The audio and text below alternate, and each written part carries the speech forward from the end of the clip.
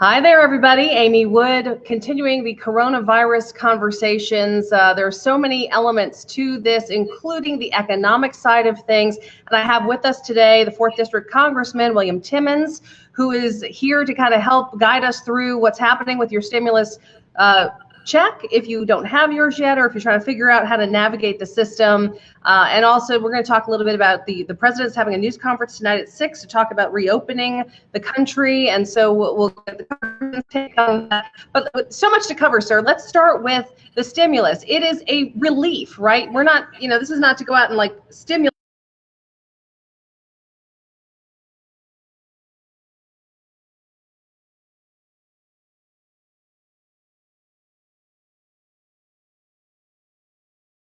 Spread and to help save lives, and hopefully we're gonna get back open in the next couple of weeks. But right now we just got to stay hunkered down and do everything we can to save lives. I'm going to start with some viewer questions on the stimulus so that we can kind of navigate like where people are at and what their challenges are. Debbie Queen is saying she's on disability, hasn't seen a check at her bank yet. What's the situation with disability folks? So her $1,200 check will get to her as quickly as the government can. We're processing millions and millions of these. Yes, sir.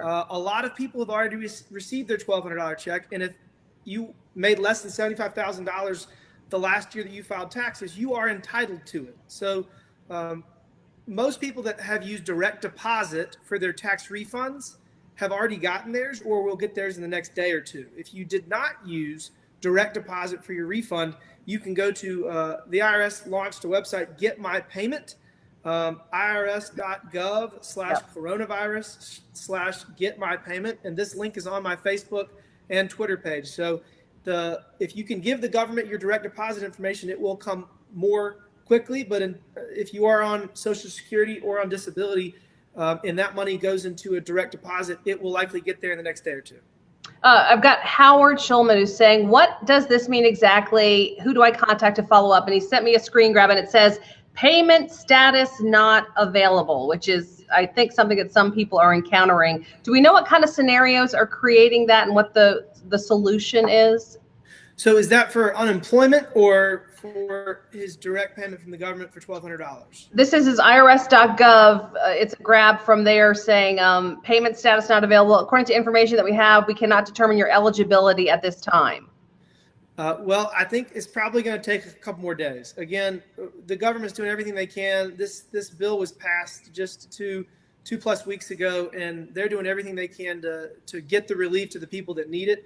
Unfortunately, it's just taken a little bit longer than many would like. Samantha is saying, if you add your bank information in and it's accepted, is there a time frame from when you do that to when you get a check? Do you know a time frame for that possibly? I would say probably 2 to 3 days, but it could take a little bit longer.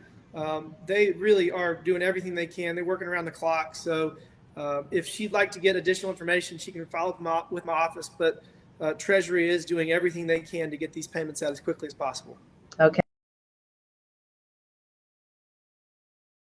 Of getting a refund and use their bank information for IRS withdrawal. Add their information again for direct deposit, or will they use the bank information that they have to withdraw from? So basically, she's trying to figure out like how that works out. Do you understand the question?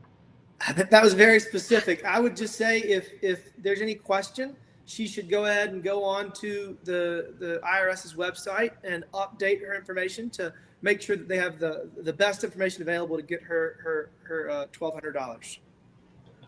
And in terms of, John, some people are asking about, there's a glitch that appears to be out there, and you may have read about it in the Washington Post today, that they're talking about $1,200 stimulus checks are not getting to some people because they did various third-party filings, so H&R Block, TurboTax, other popular services, and they're having some kind of mix-up with their payments. Are you aware of that situation, and what's the fix for those folks? Millions of Americans use tax service providers to file their taxes, and unfortunately, the way that works is the tax refund goes to the tax provider, so they need to either follow up with H&R Block or with whoever did their taxes, or alternatively, they can go on and change the direct deposit information with the IRS through the website that they have created, and that should help. But again, I would probably just do both, because if whoever did your taxes got your $1,200, then you're entitled to that and they should give it to you. But maybe you can circumvent that by going ahead and giving the IRS your new direct deposit information. Okay, well, that's an interesting try, right, to get it sped up if possible. Some folks, I've got two people, John Shepard, Debbie Crime, saying sort of in the vein of, wow, this is a lot of spending. How are we going to pay this back? Is this going to be on our grandkids' backs, et cetera? This is deficit spending, yes? Unfortunately, yes. We had $23 trillion in debt 3 months ago. We've got 25 and change now. At the end of this, I don't know what that number is going to look like, but I'm hopeful that this is going to be a wake-up call to Congress. We can't keep spending money we don't have. We have to spend within our means. I would not be surprised if we hit $30 trillion at the end of this crisis. So that is unsustainable. It is a national security threat. Our ability to respond to a foreign aggressor, should we, if we ever were to have one, unfortunately, we would not be in the same position that we would need to be to respond. So it's something we got to take seriously, and I will be working hard to make sure that we are not in this situation for a long time. Let me ask this question because it kind of leads to the next question, which is there has been a lot of chatter, conversation, and attempts already to try to get some more stimulus passed, both to support small business and some even talking about how Americans, families need even more money than what they've received. What is your thought on that? Do you think there needs to be more stimulus activity done? So for economic relief, the first question is the payroll protection program, and that was $360 billion, and it is gone in 14 days. So it is run out. The question is how much and whether we add more. I'm pretty sure that we're going to add at least another $250 billion in the next week. That's being debated right now in Congress. The question then becomes, is that enough? And what are we going to do when that number is actually $1 trillion? We can't keep doing this. But we are in a situation where the small businesses that have been able to apply for these funds, they got ahead of everybody else, and that's great. I'm glad that people have gotten relief, but we got to give relief to everybody. So I'm hopeful that the next $250 billion. I'm hopeful that the next $250 billion will get us across the finish line, but I'm not optimistic that that's the case. I think we may need more. But as it relates to economic relief for American families, I hope that we can just get back to work, because that is the best way to get economic relief. How we open, the manner in which we reopen is the question, and when we reopen is the question. So I do not think the federal government has the ability to continue writing checks to the American people for months. I'm hopeful that we can be reopened in the coming weeks. And do you have any idea, like, of the president's plan? Is he briefing Congress before he speaks to America today? And is there a read or sense that you have that you are going to like what he has to say? I have not been briefed yet on what he's about to propose, but ultimately I would imagine it's going to be a structured reopening. It's going to involve, if you're over a certain age or if you're sick, you need to stay home longer, shelter. Don't go out in public. If your business is able to abide by the CDC guidelines, social distancing, physical distancing, perhaps it would be okay for you to open here in the next couple of weeks. So I don't know if we're going to be going to a concert in the next few months, but I do think that certain businesses will be able to reopen. And the most important thing is giving the medical community, giving the healthcare system the ability to respond. Yeah. As long as we do not overwhelm the healthcare system, we're going to be in a good spot. So I think that's at everybody's forefront, and we just need to do everything we can to get back to work in a safe and responsible manner. When it comes to your own experience with COVID-19, being back in Greenville, working remotely, those kinds of things, how has it gone for you? What's your take on this time in our history?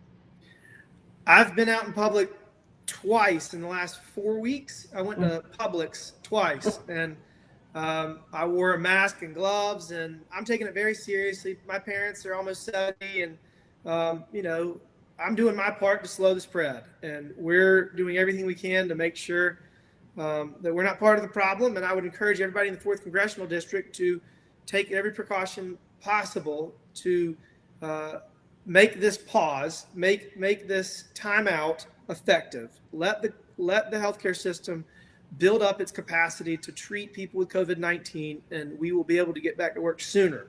The more serious you take it in the short term, the easier it will be to recover in the long term. And your office, sir, have you been inundated? Because I know this is not the stimulus topic that we're talking about, but the unemployment situation in South Carolina and the frustrations that we are hearing about in our offices, I'm assuming you're hearing about in your offices, people getting hung up on, holding for hours. Are you hearing about this? And is there anything you can do to help with that problem? We've had major problems as a state with the unemployment assistance, and really, they were staffed up for the lowest unemployment in the history of South Carolina. Sure. And so now we have hundreds of thousands of claims coming in. They're just backed up, and they're working extremely hard. They're working around the clock. The governor is aware that this is a challenge. They're doing everything they can to increase their capacity to get relief to people that need it. But unfortunately, it's just going to take a little bit of time. I've talked to a lot of people that have had issues. Our office, all that we do is we talk to people about the challenges that the unemployment office is facing, and then we compile a list and we send that list along to the South Carolina Department of Employment and Workforce. So we cannot get anyone a check. We can talk to people about the challenges that they're facing and do our best to kind of pass along the information. We're a conduit. That's what we are. We can't write checks. We can't get you a check. We can't approve you for anything. But my office will listen, and we will do everything we can to help. Yeah, I know the not being able to buy food and stuff is devastating for people right now. It is rough. But thank God for our food banks and other places that are at least immediate resources to get through the crisis. And surely we can all support them, right? Absolutely. Congressman, thank you so much for joining us, and appreciate you taking some of the viewer questions. We will look forward to catching up with you again, and maybe after we hear from the president, we'll catch up with you. Thank you. Hey, thank you. Stay safe. You too.